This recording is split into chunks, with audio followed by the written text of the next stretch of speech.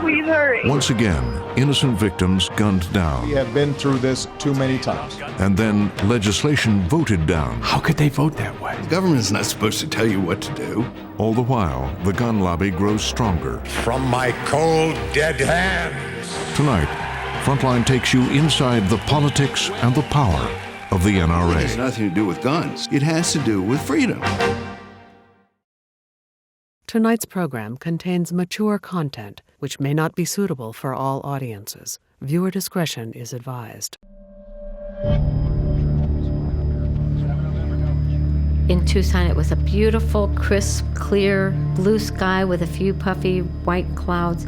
It was a perfect January morning. 40-year-old Arizona Congresswoman Gabby Giffords was about to meet constituents at an outdoor shopping center.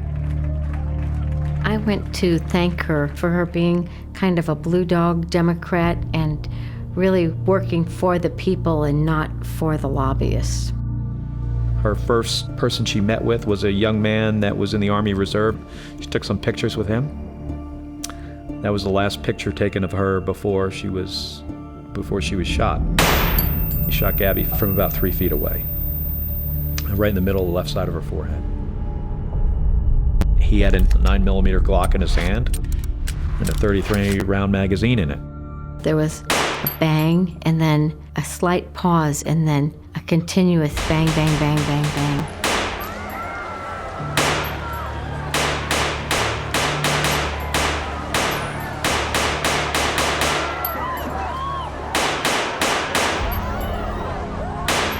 Emptied the magazine in 15 seconds.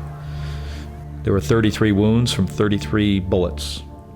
So it looks like every bullet hit a person. 911, looked like the guy had a semi-automatic pistol. I could see him advancing quickly. I'm thinking, I wonder what it's gonna feel like, how bad it's gonna hurt if he shoots me. The killer tried to reload. He dropped the high-capacity magazine, was tackled, and dropped the gun.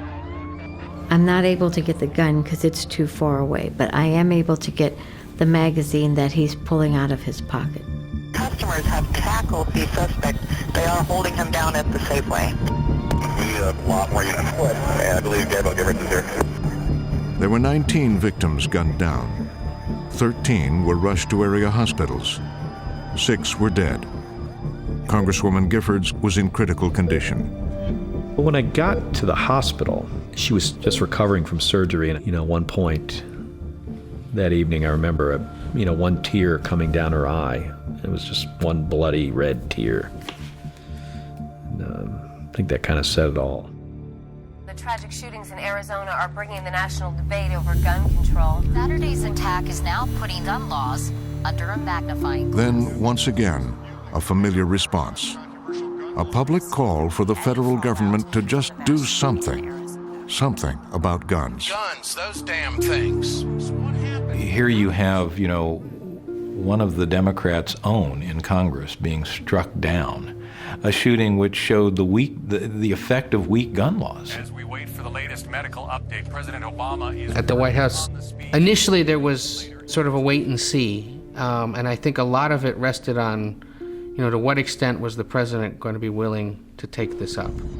Breaking news, we've just learned that President Obama will be going to Tucson on Wednesday. This just into President In the Obama wake of the says shooting, he will travel the president was facing a political crisis on an issue most politicians try to avoid. President Obama will deliver what some have called one of the most important speeches of his presidency. Obama on a mission to comfort and rally the... Please welcome the President of the United States, Barack Obama.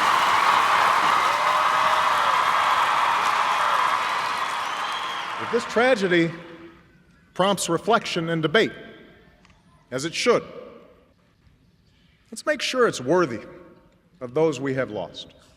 People who wanted to do something about guns listened carefully. The president was enormously compassionate, he was enormously eloquent, but he did everything in his power to avoid using the word gun in the wake of that shooting. We may not be able to stop all evil in the world, but I know that how we treat one another, that's entirely up to us.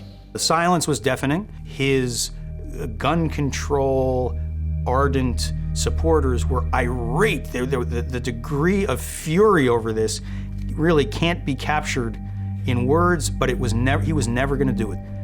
Washington insiders say his advisors told him the political cost was too great to take on the nation's most powerful lobby, the National Rifle Association. It was an extraordinary moment and an extraordinary commentary on the advantage that the NRA enjoys and the tilt toward the side of the debate that says there is simply nothing more to be done about regulating the civilian ownership of guns. The issue is off the table. Without lifting a finger, the National Rifle Association had demonstrated its power. They are the best equipped, most feared special interest group on Capitol Hill. I mean, they are sort of the gold standard in how to do lobbying work in Washington.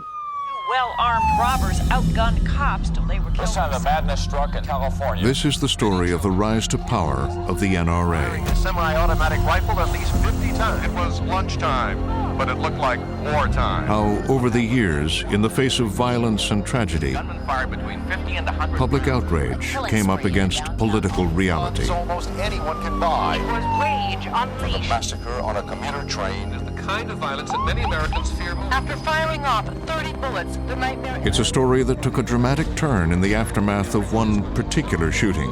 She began tonight with a deadly shooting at an American high school. In a Colorado high school. It was in the school cafeteria that he went after his fellow students. 911, what's your emergency? There's a shooting going on in Columbine High School. And I got shots going off like crazy. The deadly assault on Columbine High School in Littleton. Follow this horrific situation taking place in Littleton, Colorado. Fox's alert on the horrific mass shooting that happened. The school surveillance video showed police some of the story. Terrorized students fled when they heard shooting in the hall. 188 rounds.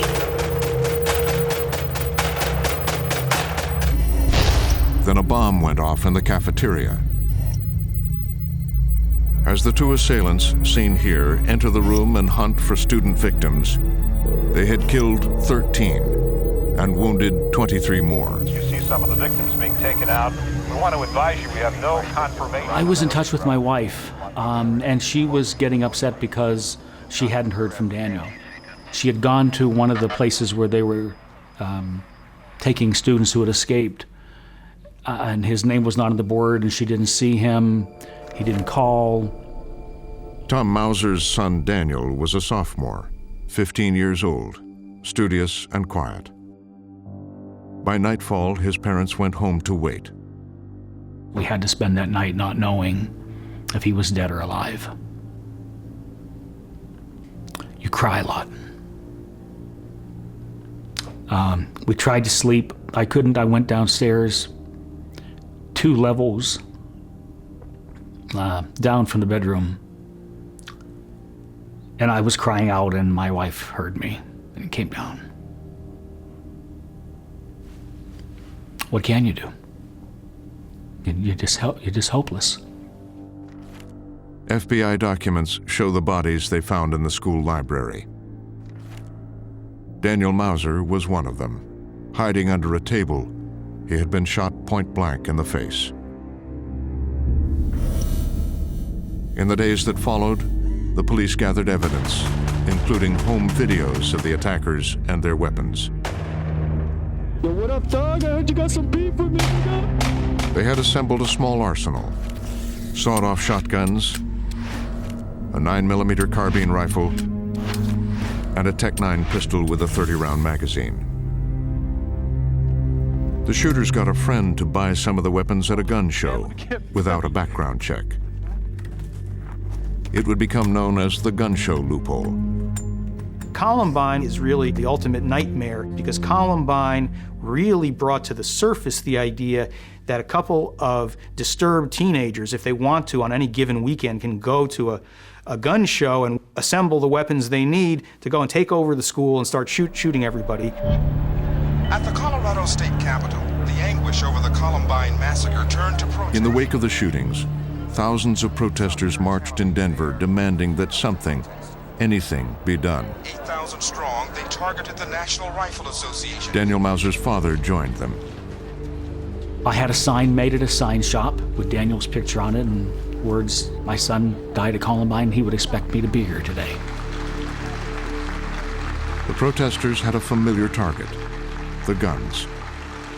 Something is wrong in this country when a child can grab a gun so easily and shoot a bullet into the middle of a child's face as my son experienced. Something is wrong. The National Rifle Association, target of much As it anger. happened, just blocks away, the NRA was gathering for its long-planned annual convention. Gun enthusiasts insist there's no connection between the Columbine tragedy and weapons. Inside, top executives of the NRA weighed how to respond. They issued a public statement of sympathy and then sent out their most famous member, Charlton Heston.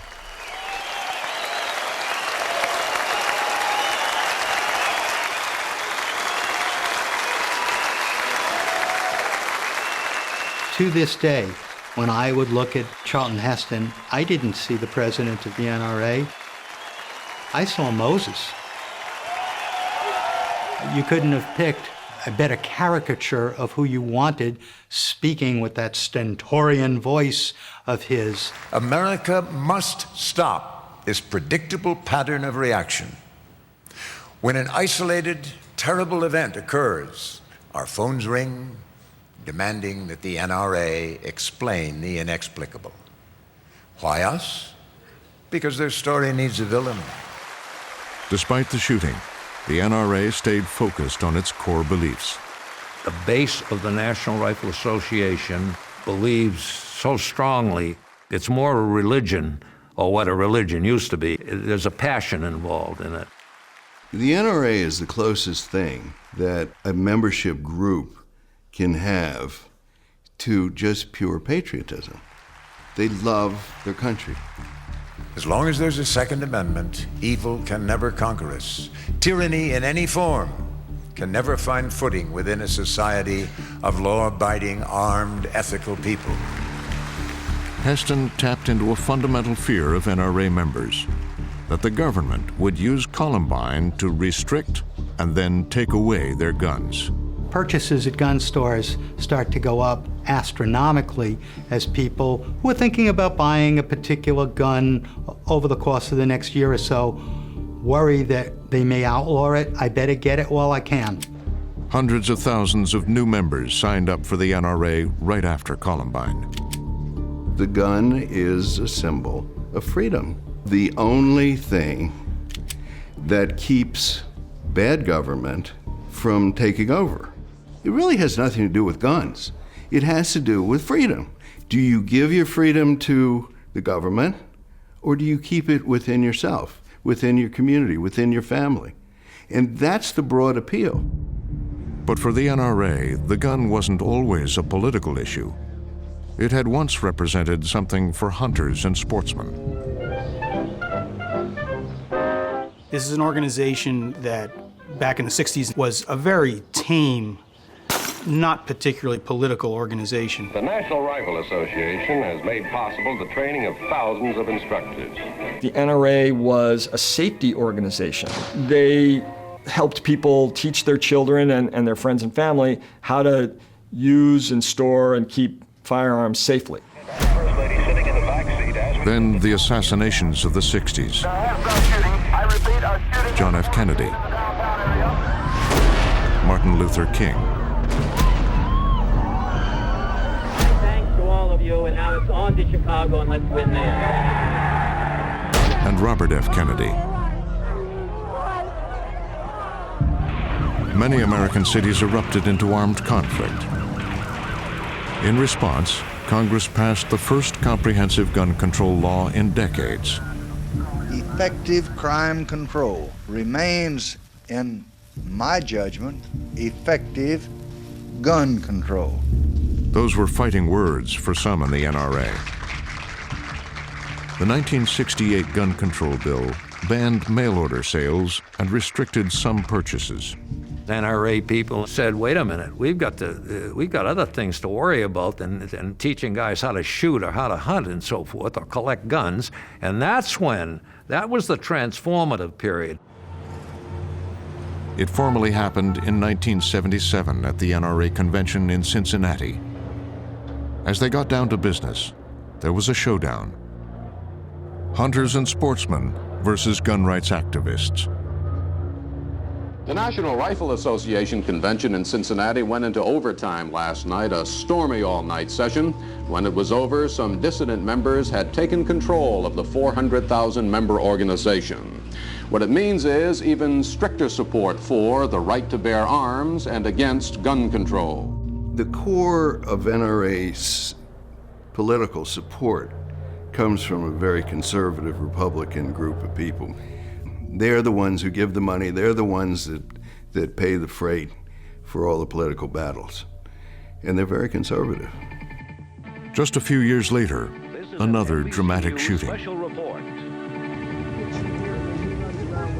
You see the president coming out now. There's the shot. President Reagan shot in the lung. Shots. And his press secretary, James Brady, in the head. In the aftermath, once again, a call to do something. These incidents seem to keep happening, and that is a tragic puzzle. Although Reagan stayed out of it during his presidency, over the years, Jim Brady became a powerful symbol. A gun control group formed around him. And by the time Bill Clinton was elected, the movement had found a president willing to take up their cause. Clinton cracked down on guns. The Anti-Crime Initiative, banning the import of assault-style handguns, the assault weapons ban, and the Brady Bill, requiring background checks at gun stores. It seemed like victory for the anti-gun forces, but that's not how the NRA saw it. I think NRA benefited tremendously through the Clinton years because of the extreme radicalism of the anti-gun, call them left-wingers, I call them regressives, not progressives, but the anti-gun people. It's in combat that the NRA thrives. It's with enemies that the NRA is best able to communicate its point of view, and above all, raise money. The President of the United States. So, near the end of his administration, in the wake of Columbine, the president would once again take on the NRA. You have a unique chance, to make sure that the children of Columbine are never forgotten. Well, Columbine was one of those visceral events where people reacted as parents and as people, not as politicians. And that's how Clinton reacted. I mean, all he could think about was that could have been my kid. Behind closed doors, Clinton told top advisor Bruce Reed to push more gun restrictions. The attack in Columbine was such a shock to the body politic that we felt the country needed to do something. A bill to close that gun show loophole was quickly rushed to a vote in the Senate. Mr. Ashcroft, Mr. Baucus, Mr. Enzi. As the roll was Mr. called, Feingold, the vote Mrs. became Feinstein, closer Mr. and closer. Mr. Frisk, Mr. Gorton, Mr. Hatch, Mr. Helms. Vice President Gore called to the Capitol to break a deadlock. New laws to govern gun sales were deeply divided. Gore needed to break the tie. On this vote, the yeas are 50, the nays are 50. The Senate being equally divided, the Vice President votes in the affirmative, and the amendment is agreed to. It was a setback today for the gun lobby and its allies in Congress. 1 month after Columbine, the NRA had lost the first round. The President praised the Senate today for what he called the common sense of their vote. The bill then headed to the Republican-controlled House of Representatives, and that was where the National Rifle Association would make its stand. 49-year-old Wayne LaPierre led the NRA. Wayne LaPierre is the NRA. He built the NRA into what it is today. In the 1970s, he started as a lobbyist. If you're a political junkie like Wayne or like myself, it was a wonderful job. You're working with all these people and having these fights, and you're cutting your teeth. But LaPierre was no one's idea of a glad-handing lobbyist. He was a very quiet man. I was amazed he was a lobbyist because he did not have the hail fellow well met attitude or personality that I associated with politicians or with lobbyists. And surprisingly for the NRA, he was not a gun enthusiast, more comfortable on K Street than in a duck blind. The safest place you could be with Wayne and a gun back then was in a different state, because he really did not know anything about guns. Politics, yes. Guns, no. And inside the fractious politics of the NRA, LaPierre was skillful navigating between the sportsmen and the gun rights activists. Wayne could put a finger to the wind and see which way it was blowing, and he would position himself so that neither side would be offended and might even think that he were, in fact, on that side. In an organization that is so beset by factionalism, his being unmoored to any particular point of view is actually very helpful for him in terms of being able to ride the torrents that have occasionally swept through the NRA and emerge always on top. During the early battles with the Clinton administration, those political skills were put to the test.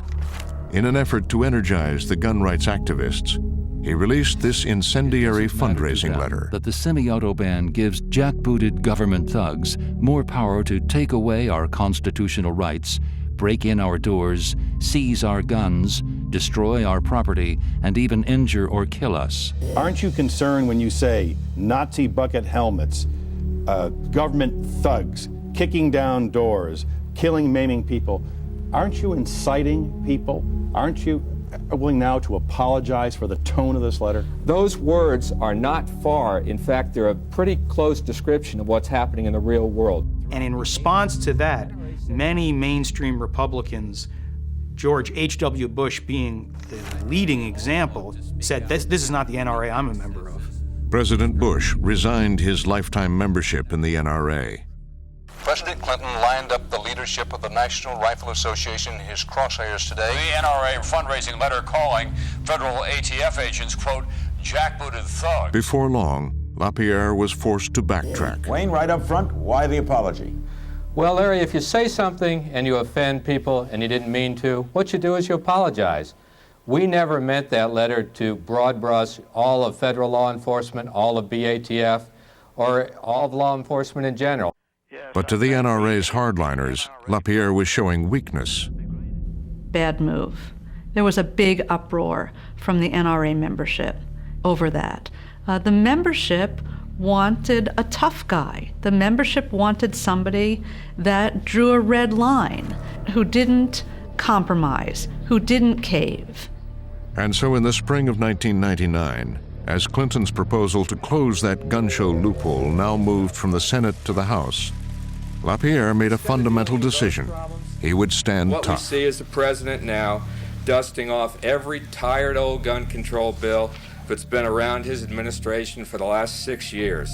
The NRA needed to go and show that it could stand up to the president, that it could stand up and it could toe-to-toe meet him in the ring and bash his brains out. The NRA counterattack began by sounding the alarm to its members. Wayne LaPierre, Executive Vice President of the National Rifle Association. This year, more than ever, your vote really can make a difference. Within days, members received this fax from NRA headquarters. The Clinton-Gore administration isn't wasting any time attempting to further its aggressive anti-gun agenda. Fear is a much greater motivator in American politics than anything else. The fear of losing rights that you perceive you have. When that fear level is high, that's when the groups that represent the issue do well. NRA NRA calling with an urgent legislative alert. The NRA turned loose their members, flooding congressional offices with telephone calls and letters. You don't need thousands of people, and you don't need millions of dollars. You need hundreds of people who will get on the phone. And really, a couple hundred people to show up at a town hall meeting. You do that a couple of times, and your member of Congress gets the message. I'm Charlton Heston. We need your help to protect our freedom. The NRA's membership, if it had one political trait, they vote. It's that simple. You are a politician. You want to get elected. You want votes. The NRA has votes. Those in favor of the amendment will say aye. Those opposed will say no. Members will record their votes by electronic device. After the NRA lobbying blitz, the White House came up 22 votes short. Gun control legislation on Capitol Hill was left for dead today on the floor. The hands-down victory for the NRA. When I saw that after this horrific tragedy, despite everything that people say about we have to do something to prevent this from happening again, when they couldn't do something as basic as that, I was livid.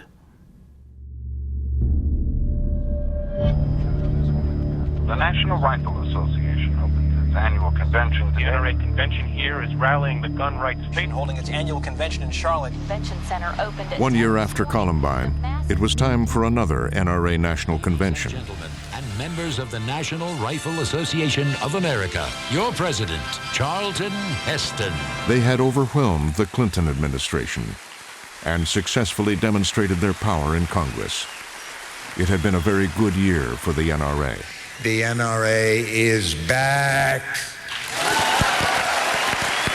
And now, the NRA would take the offensive. That leads me to that one mission that is left undone: winning in November. The race between George W. Bush and Al Gore. That's the last year that the gun issue played a critical role in American politics. Now it was time to settle a score with a man who had broken that tie vote in the Senate, Al Gore. I want to say those fighting words for everyone within the sound of my voice to hear and to heed, and especially for you, Mr. Gore. From my cold, dead hands. They would spend $20 million on the 2000 election, the most aggressive political campaign they had ever undertaken. Al Gore wants government testing, licensing, and registration for all firearms owners. He cast the vote that would have shut down every gun show. This year, vote freedom first, because if Al Gore wins, you lose. To all of you in West Virginia, it's Halloween. And Al Gore doesn't need a mask to scare gun owners and hunters. The NRA wins because it's patient, and because long after America's dismay about these gun massacres has faded, the NRA and its membership are still thinking about guns. Good evening, everybody, and welcome to our election coverage 2000. Stay with us. We're about to take you on an exciting and bumpy ride. On the night of the election, it all came down to a handful of critical states. The winner in Ohio. One of the first to go was Ohio. We found in the exit poll is gun owners. 40% of the voters in Ohio were gun owners, and they went almost 60% for George W. Bush. George W. Bush gets West Virginia. West Virginia. Which has been solidly in the Democratic column for a long, long time. Bill Clinton's home state has gone and for Arkansas. Bush. 6 electoral votes, and they go for Bush. And even Al Gore's home state of Tennessee. Embarrassing Vice President Gore by snatching his state's 11 electoral votes. Al Gore lost his home state, lost West Virginia. These are states that he should have won. Had any of those states gone the other way, Al Gore would have been president. Florida goes Bush. The presidency is Bush. That's it. In Washington, they say the NRA was a decisive factor in Al Gore's defeat. In no small measure, it was that fight over guns after Columbine that had the firearm community more enlivened, engaged, and a few votes difference in Florida, and the whole thing would have gone the other way. I, George Walker Bush, do solemnly swear that I will faithfully execute the office of President of the United States. George W. Bush's inauguration would mark the beginning of a decade where gun control was off the agenda in Washington. The assault weapons ban would expire. The Supreme Court would rule that individuals had a constitutional right to own guns. Congress would pass a law to protect gun makers from lawsuits. The gun control forces were left in disarray. Gun control movement is fragmented. You don't have what you need to mount a true movement, which is committed warriors. People who don't need money, who don't need fancy galas, who come out because they care. That's what the gun people have. For the NRA, it was total victory.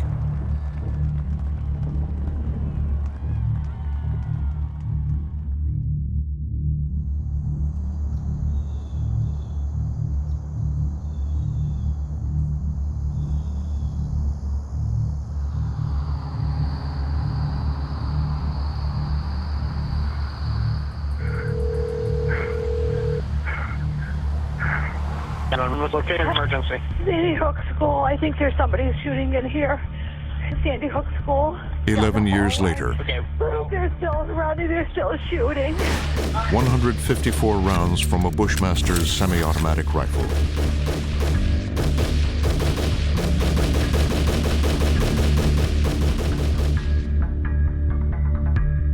John 911, what's the location? It was Friday morning, December 14th. I believe they're shooting at the front. It's still happening. It lasted less than 6 minutes. I keep hearing shooting. I keep hearing popping. This time, it was 6- and 7-year-olds. Please hurry. But we smell fire. You guys come in my room now. Get in here. Okay, well. There's still shooting going on. Please. I need assistance here immediately. Okay, babe. I still hear him shooting. 20 children and 6 adults were shot dead. Get everybody you can going down there. All right, let me. Outside, it was chaos. My daughter's in that building, please. I have 5 children who ran from Sandy Hook School. They were just more emergency vehicles and personnel helicopters than I'd ever seen in my life. It was a surreal scene. I just couldn't believe it. Mark Barden's son, Daniel, was a first grader at Sandy Hook Elementary. More and more of the kids were being collected by their families, and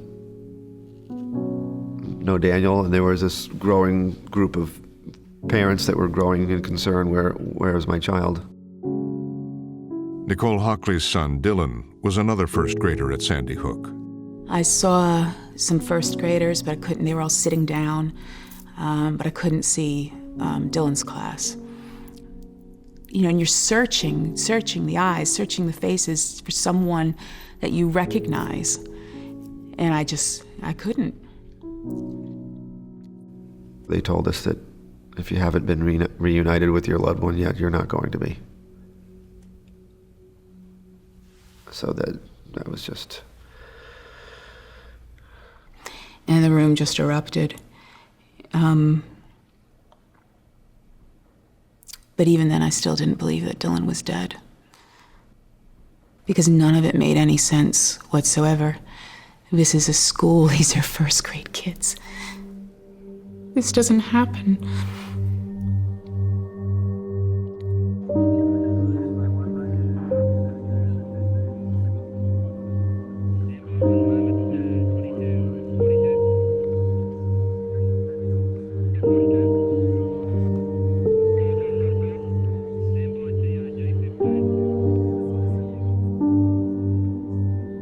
You see on his face the pain and the angst, and the president said it was the saddest day of his presidency.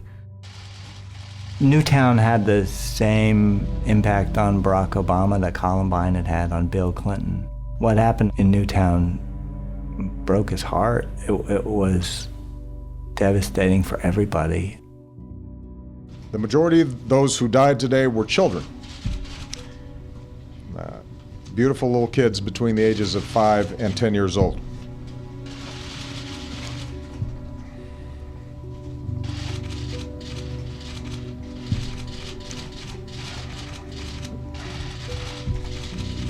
They had their entire lives ahead of them.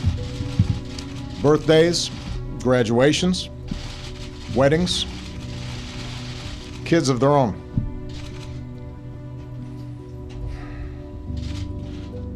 You could see when he spoke just how sickened he was by the whole thing. As a country, we have been through this too many times. May God bless the memory of the victims. And in the words of Scripture, heal the brokenhearted and bind up their wounds. This time, Obama decided to try to do something. It was like, if this isn't going to do it, then what is? And so they knew they had to act quickly, because you have to capture that concern and that attention that the issue is getting. He handed the job to Vice President Joe Biden and told the staff to make something happen. It was in a context of sorrow, extreme, anger and frustration about why can't we do something about this? It was like, enough is enough is enough. Put together something for me, Joe. This time, it was also a crisis for Wayne LaPierre. Within the inner circles of the NRA, the wives of senior NRA officials shedding tears and saying to their husbands, something has to happen. You have to do something different, honey. His advisors wanted him to lie low, but LaPierre had a very different idea. Expecting trouble, he hired personal security guards and headed into Washington. Without telling anyone, LaPierre himself staged a press conference in Washington, D.C. The media gathered. Many expected a chastened and conciliatory LaPierre. I think there was an assumption that surely he's going to throw the gun safety advocates, and for that matter, the Newtown parents, some kind of bone. But LaPierre had something else in mind. The only way to stop a monster from killing our kids is to be personally involved and invested in a plan of absolute protection. The only thing that stops a bad guy with a gun is a good guy with a gun. And he almost immediately goes right back to what they usually say, which is that the answer to this is more guns. What if, when Adam Lanza started shooting his way into Sandy Hook Elementary School last Friday, he'd been confronted by qualified armed security? His comments are aimed directly at the gun owners of America to rile them up, to get them behind the NRA's no holds barred, never say die, no compromise position. Our children. We as a society leave them every day utterly defenseless. And the monsters and the predators of the world know it and exploit it. In Washington, they said the speech was a political disaster. NRA, stop killing our children. It's the NRA. In New York City, LaPierre was called the craziest man on earth and a gun nut. But those who know LaPierre say the speech was no miscalculation. This was not off the cuff. He didn't lose it. This was very thought out. And they decided on a strategy, and they executed the strategy. Because the people that it resonated with gave more money. And this is what you need to do in order to keep that tough persona. And we've got to send the signal that this is not the time to compromise, that Obama is the enemy, and they want to take your guns away. Yes, it's too bad about the kids, but we are not going to back down. In Newtown, once again out of grief, an impromptu political movement was forming. Friends and neighbors were determined to do everything within their power to make a difference. We created a name for our group, Sandy Hook Promise. We then developed a promise, which is the essence of what we believe must be done. I just had no idea what to do. I didn't know anything about gun violence. I didn't know anything about politics. It's been 1 month since I lost my son Dylan, and 25 other families lost their loved ones. We don't really know what we're going to do, or we don't really have an agenda. We're not sure what it wants to be yet. They began by talking to experts. The very first thing I said to them in our very first meeting was, you are about to wade into the roughest waters in American politics. Nothing is nastier than the gun debate. And they had what I think any reasonable expectation would be is, we have just been through the worst gun event in the history of the United States, and something surely is going to change. Some of the families wanted to push to outlaw the types of weapons used in the Sandy Hook shooting. High-capacity magazines and assault weapons. But the seasoned veterans of the political gun wars delivered a dose of reality. What I knew and was able to impart eventually to them was that a new assault weapons ban was not going to happen, that there was basically no appetite for that in Congress, that the high-capacity clip ban made sense, but probably also was politically impossible, in part because there just were so many high-capacity clips in circulation. You can buy them on the internet for $10. That was an unfortunate learning for me, and that, there's going to be resistance to this. They were told the very best they could hope for was expanding background checks, closing that gun show loophole. And even that would be an uphill battle. In memory of those lost and in tribute to their families, I ask that you please join me now in a brief moment of silence.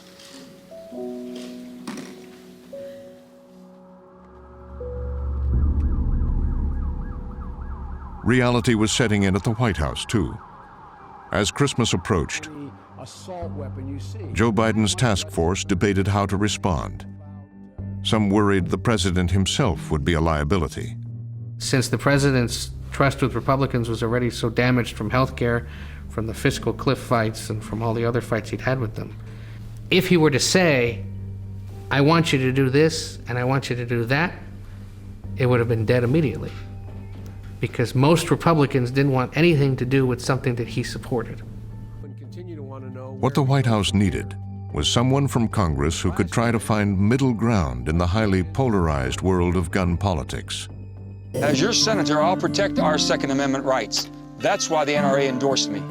I'll take on Washington and this administration to get the federal government off of our backs and out of our pockets. And I'll take dead aim at the cap and trade bill.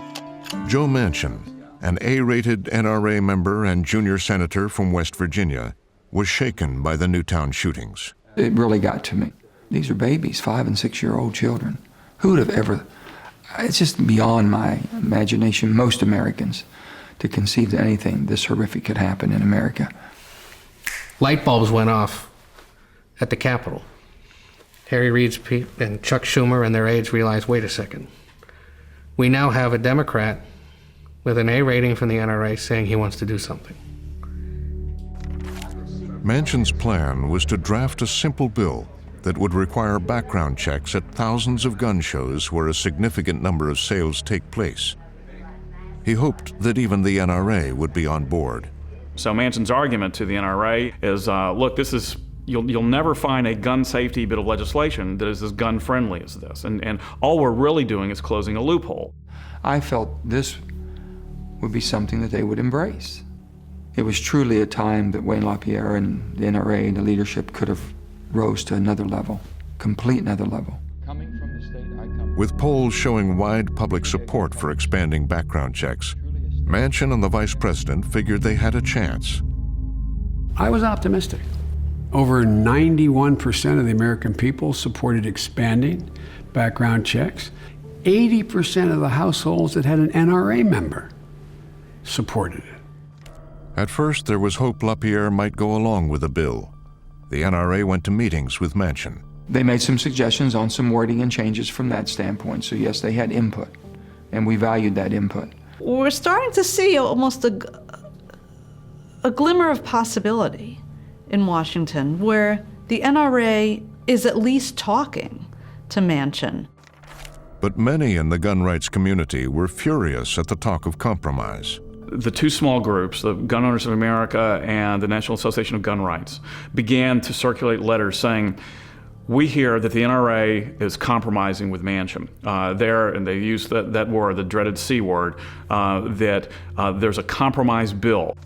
Larry Pratt was the executive director of Gun Owners of America, representing 300,000 of the most fervent gun rights activists. The Manchin bill was not aiming at loopholes. It was aiming at nailing down some remaining freedom that American people have. Gun control simply kills people. And for Senator Manchin to wave the bloody shirts of those children from Newtown is despicable. Pratt quickly issued an alert to his members, warning them about the NRA's talks with Manchin. We put out an alert saying, please, if you belong to the NRA, call this guy at this number and ask him to urge the powers that be to oppose the bill. At NRA headquarters, they got the message. The NRA's main anxiety at that moment is not losing, is not seeing something enacted. It's not looking soft to their own membership and to the substantial number of Americans who probably number in the millions, who think the NRA is not tough enough. In the middle of April, the NRA pulled out of the talks. Suddenly, the NRA stopped cooperating with Manchin, stopped returning their emails, stopped calling. We are not going to let LaPierre launched a full-scale assault on the legislation. Remember this TV ad? And even went after Senator Manchin. As Senator, I'll protect our Second Amendment rights. That was Joe Manchin's commitment. But now, Manchin is working with President Obama and New York Mayor Michael Bloomberg. Concerned? You should be. Senator Manchin was vilified by the NRA. It was almost like a personal vendetta. So they chewed up one of their own. It was stupid.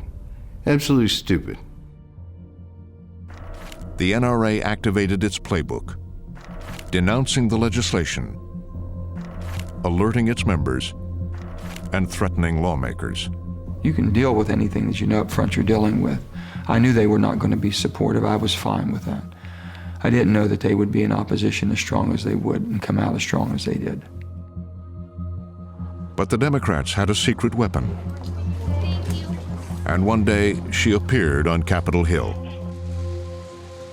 Gabby Giffords. Giffords had been pro-gun, the proud owner of a Glock 17 handgun.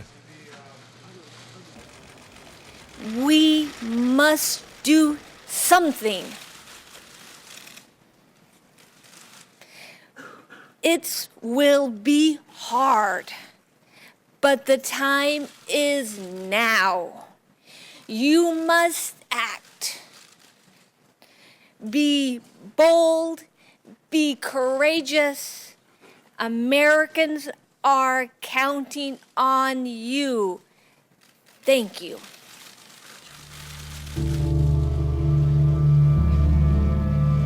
Decision day for new gun control legislation in the Senate. Votes taken today on the gun safety legislation. Members of the family in the gallery today as parents of the victims are looking on. Sitting in the gallery watching the vote, I was so anxious. And I genuinely thought we were going to be okay. Kirk will call the roll. Knew it would be close, but I thought it would go through. Mr. Baucus. Mr. Baggage. The votes of 5 key senators would decide the matter. None of them would agree to talk to Frontline about their position. As the roll was called, the crucial votes were slipping away. I remember sitting there kind of in a daze. Mr. Lautenberg, Mr. Leahy, Mr. Lee. And that's about all. I'm sorry that I have such a, I think my psyche was just kind of letting in little bits at a time. It was such a whirlwind of craziness for me. Mr. Schumer, Mr. Scott, Mr. Sessions, Mr. Shaheen, Mr. Shelby. Also watching in the gallery, Tucson survivor Pat Maish. It went from being sad to being mad. They're all down there in their good old boy stance, shaking hands, chatting. Mr. Wyden. On this vote, the amendment is not agreed to. Like people's lives aren't in the balance on this. And I just thought they needed to be shamed. They should be ashamed of themselves. I stood up and said, shame on you. Shame on you! There'll be order in the Senate. Because they needed to be shamed. Shame on them, shame on me, if after what I've gotten to witness, I choose to be quiet. I'm surprised that she was the only one, actually, that burst out. Because it was so intense and so charged. The gallery will refrain from any demonstration or comment. They felt betrayed. That's the word, betrayed. How could they vote that way? Don't they understand what happened? How can they do that? How can this be? I mean, it was disbelief and a sense of betrayal. That was the mood. Manchin's bill had fallen 5 votes short. The defeat effectively ended any talk of a national effort at gun control. It's over for now, and it may be over for a very, very long time. Victory builds the next victory, defeat builds the next defeat. We can't ever afford to lose one, because then we've lost something tangible and essential to the definition of being an American. In Washington, they say the NRA came out of the shootings at Sandy Hook stronger than ever. The NRA plays the game of democracy more effectively than any other influence group in Washington. It is an organization that works the levers of democracy in a way that is not illegal or improper. It's just very, very effective. Mark my words, the NRA will not go quietly into the night. We will fight.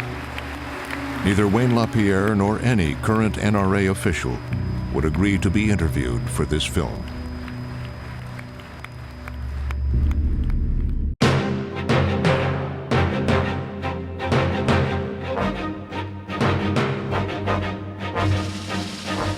For more on this and other Frontline programs, visit our website at pbs.org/frontline.